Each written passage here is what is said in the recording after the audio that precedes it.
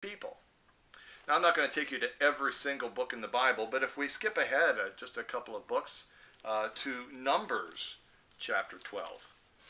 Numbers chapter 12, we find another transition happening. Here in chapter 12 of Numbers, the very beginning of verse 1, we read that Miriam and Aaron spoke against Moses because of the Cushite woman whom he had married.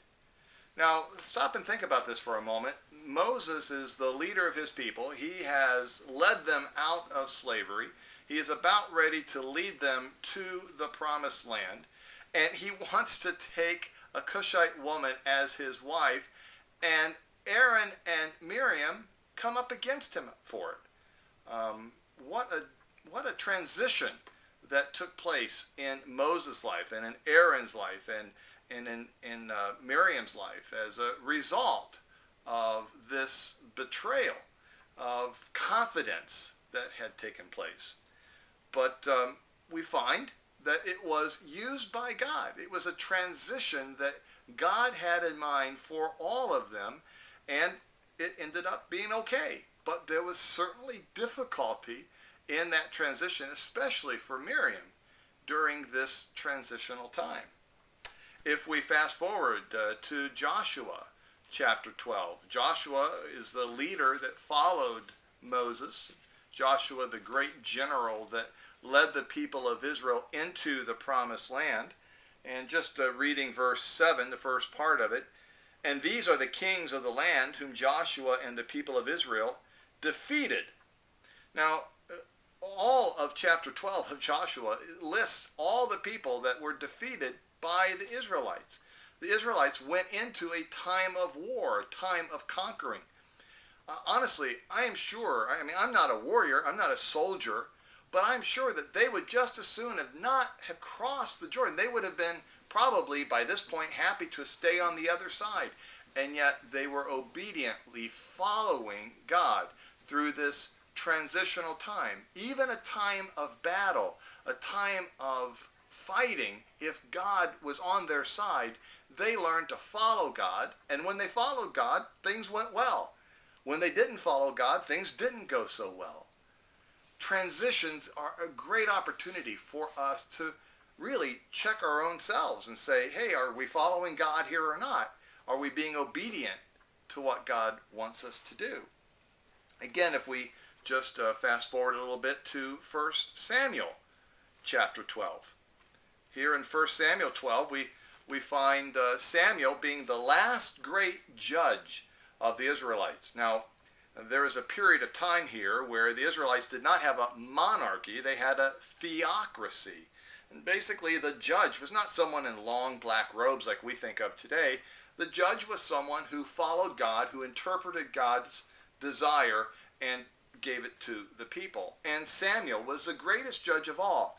And yet we read here in verse 1 of 1 Samuel chapter 12, and Samuel said to all Israel, behold, I have obeyed your voice in all that you have said to me, and have made a king over you. Here is Samuel doing what he believes is not the right thing, not what he desires, but the people had asked for a king. They had asked for a monarch. And so here Samuel, old and gray, following God, is giving the people what it is that they want. Another great transitional moment, a difficult transition for Samuel. And as it turned out, a difficult transition for the people as well. But in this transition, God was still at work in his people through the life of Saul, and then eventually through the life of David, through the life of Solomon, and then to the life of Rehoboam. In fact, let's take a look at one of those kings, David, in 2 Samuel chapter 12, where David, one of the great kings, actually faced some difficult transitions of his own. 2 Samuel chapter 12, again the first verse, and the Lord sent Nathan to David. Now again, for those of you who know the story, you know that David had taken another man's wife into his own bed. This woman was the name of Bathsheba, And her husband, the soldier, was Uriah. When Bathsheba became pregnant with David's child, David tried to cover it up by bringing Uriah back home from the army.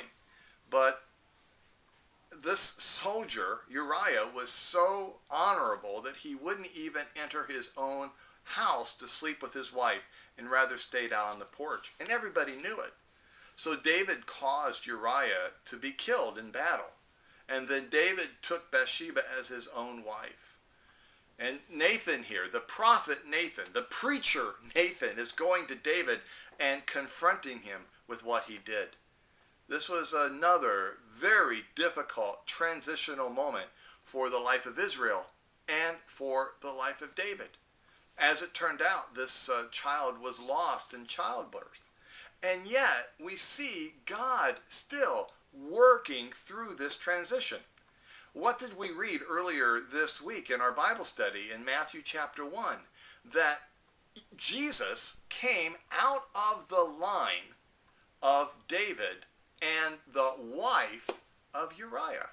Even in this difficult transitional moment, when it would appear that people didn't do what they were supposed to do, God still worked in those transitions, even though I'm sure at the time David couldn't see it.